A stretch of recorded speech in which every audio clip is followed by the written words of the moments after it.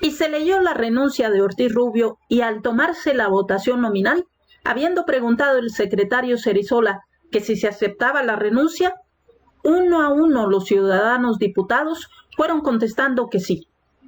Al llegar mi turno, el diputado Cerizola, con toda malicia, preguntó para hacer notar mi voto. ¿Cómo vota el ciudadano diputado Gonzalo N. Santos? Yo me paré y contesté con voz estentórea, ¡sí! Y ahí terminó el nopalito. Pasamos luego a votación para nombrar al presidente sustituto y fuimos depositando nuestros votos en una ánfora, resultando unánimes al general Abelardo L. Rodríguez, pues hasta los pocos diputados de Ortiz Rubio votaron por la planilla que yo presenté. El diputado Melchor Ortega estaba silencioso, no se movió de su curul, solamente cuando fue a depositar su voto y en la cara tenía una mueca, y el ingeniero Luis León pidió la palabra y fue a la tribuna caminando como borracho. Iba todo descompuesto y con voz ahogada por los sollozos, y dijo en su discurso más o menos lo siguiente: otra vez se sacrifica al presidente de nuestro partido. No obstante su gran preparación, sus méritos revolucionarios y su lealtad. Otra vez nos disciplinamos sus amigos, pero Pérez Treviño queda con vida y en pie, y no lejano el día en que le tenemos que hacer justicia. Unos cuantos aplausos del grupo de Melchor y de León, pues yo ya me había separado de Pérez Treviño, de León y de Melchor políticamente para el resto de la vida. Pues Pérez Treviño se había prestado para entonces varias veces a que el general Calles me atropellara, pues triturarme como quería. Nunca lo logró. Después de la elección me encaminé con Acosta, que me estaba esperando, y con la comisión de diputados para ir a comunicarle oficialmente su nombramiento al general Abelardo Rodríguez. Para esto, la Cámara entró en receso mientras llegaba el nuevo presidente. Lo encontramos en su casa y lo acompañamos al recinto del Poder Legislativo, donde rindió su protesta como presidente constitucional sustituto de los Estados Unidos mexicanos. El primer abrazo que recibió en su casa como presidente de la República fue el mío, y el segundo, el del general Miguel M. Acosta. Al día siguiente reuní al grupo que yo encabezaba y acordamos dejar que el diputado Luis L. León siguiera apareciendo como líder, pues yo no quería presentar blanco al general Calles, y en la reunión insistí en que fuéramos muy sagaces, muy prudentes, y por si había, que seguramente que sí lo había, algún espía o un rajón, dije que nuestro papel era ser disciplinados en todo el general Calles, y en petit comité les dije a mis más allegados, Melgar, Cerizola, Chema Dávila, Gonzalo Bautista, Santos Alonso, Fernández Martínez, Torres H., Ismael Lozano, Samuel Villarreal y Labra, etc. Les agradezco mucho la lealtad con que me han seguido. Les aseguro que nunca los voy a decepcionar. El general Calles tiene 20 años más que yo, y para verdades, el tiempo. Y casi todos mis seguidores fueron gobernadores de sus estados, con excepción de Santos Alonso, quien murió relativamente joven. 2 o 3 días después me presenté a ver a Abelardo a Palacio Nacional, acompañado de Acosta, y nos contó cómo el general Calles le había impuesto la mayor parte del gabinete, y que él se había dejado porque naturalmente no se sentía lo suficientemente fuerte, y porque cuando él entraba a la casa del general Calles en Ansúrez, salía de haber tenido una entrevista con don Plutarco, Mr. Dwight Morrow, acompañado del ingeniero Guillermo Zárraga, intérprete y contacto del general Calles con Mr. Morrow. Este era embajador de Estados Unidos, sustituyendo al embajador Sheffield. Fue nombrado por el presidente Coolidge a fines de 1927 por su amigo y compañero de la Universidad Amherst. Dwight era socio en la firma banquera J.P. Morrow y a los pocos días después de presentar credenciales tuvo un desayuno informal en Santa Bárbara con Calles y de ahí fue invitado a una gira por tren por 6 días, que incluía visitas a escuelas de agricultura en Aguascalientes y a la presa de San Martín, cerca de Monterrey. También lo acompañó el humorista americano Will Rogers. A sugerencia de Morrow, vino Lindbergh y fue recibido en el aeropuerto de Balbuena por Calles. Volviendo con la visita de Morrow al general Calles, lo que quería decir era respaldo absoluto de Estados Unidos para Calles. Y nos siguió diciendo Abelardo que él había querido nombrar, en sustitución de él como ministro de Guerra y Marina, al general Miguel M. Acosta, ahí presente.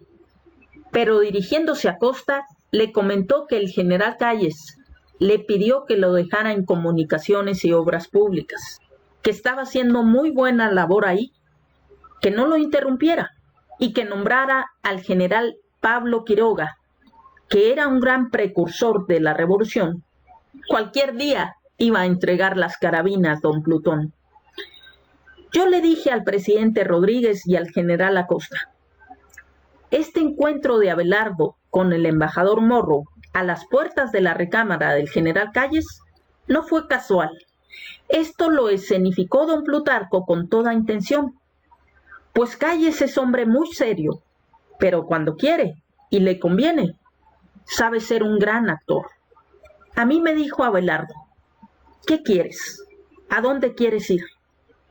Y yo le contesté, ¿a dónde puedo ir que me pueda defender mejor que como diputado y como senador? Por ahora a ninguna parte, le dije.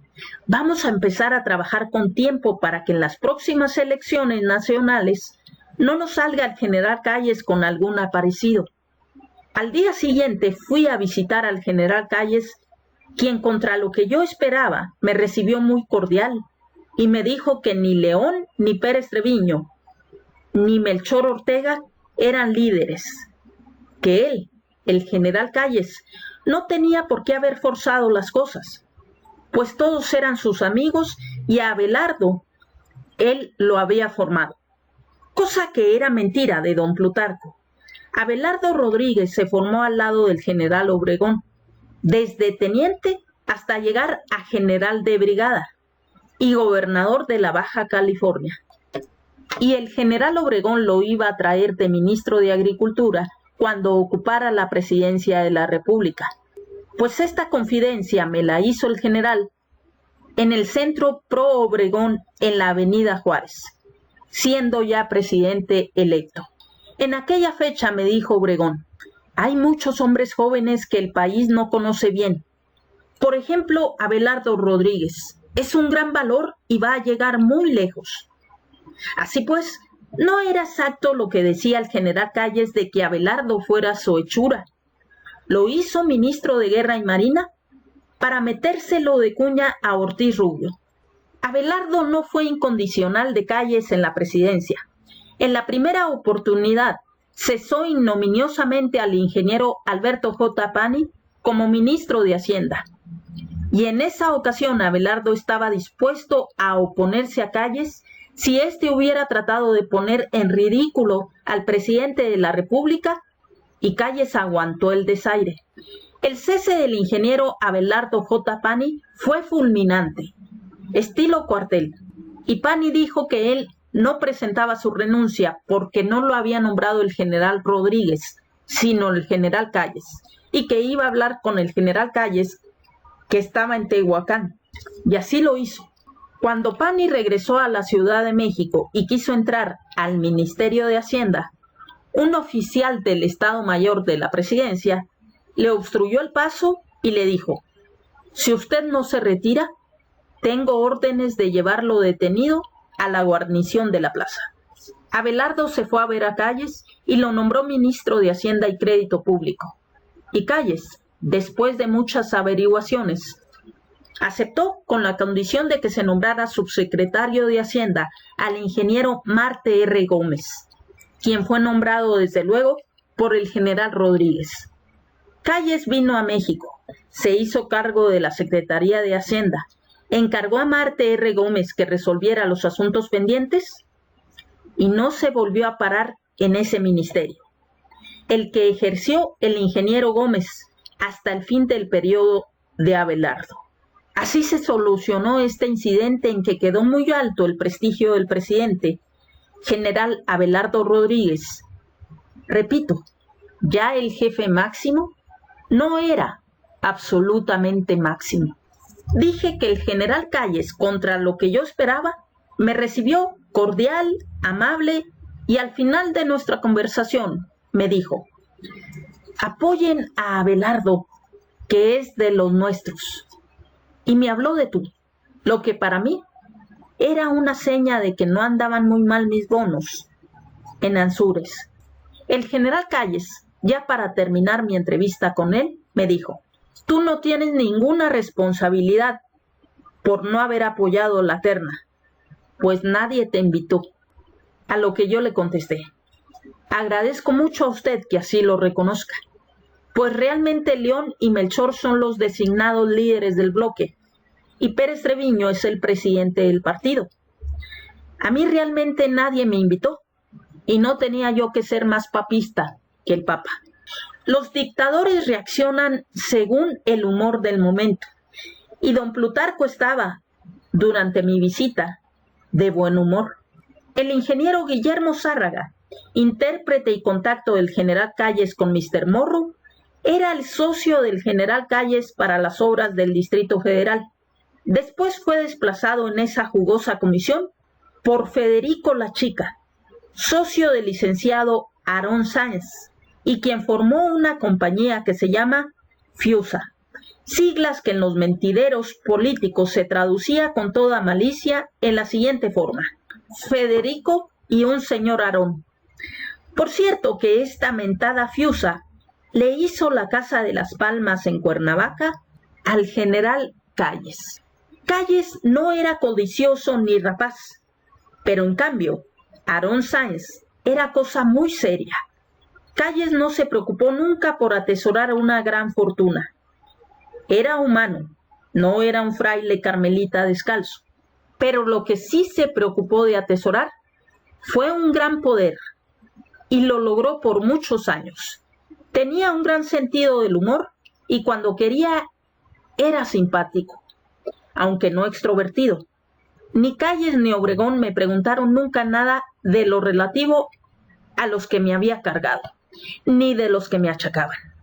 Don Plutarco, en las veces que solíamos irnos de picos pardos, en privado, le gustaba mucho cantar con su gran vozarrón las canciones de moda, sobre todo una de la época que se llamaba ¿Dónde estás, corazón?, y que le recordaba a cierta rubia auténtica, de ojos azules, de Villaldama, Nuevo León.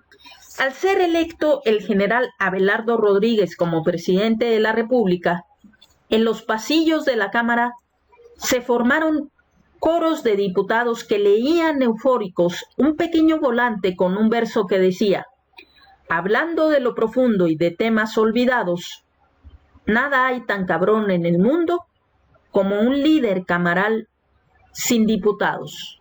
Comprendían que la intención del poeta anónimo se refería a Luis L. León, y los alegres diputados me atribuían a mí dicho verso. Yo creo que quien hizo el cuarteto para realizar esta burla sangrienta fue el general Calles, que no le importaba dividir a los amigos con tal de lograr sus fines no siempre rectos.